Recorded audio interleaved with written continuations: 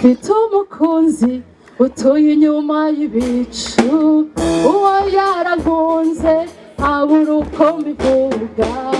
Imyaka igihumbi n'amajana irashize, antegurira ibyicaro byiza.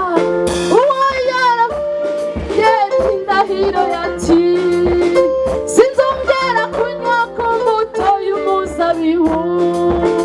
Nari nicarana n'umugeni nakunze, nari nicarana n'umugeni nakoye. Mukunzi mbabwira nitwa Emanueli, nitwa Emanueli, intare yo mu muryango wa Yuda. Uwo yarapfuye hanyuma arazuka, ni nayo mpamvu ndiho muririmba. Uwo n'indahiro yati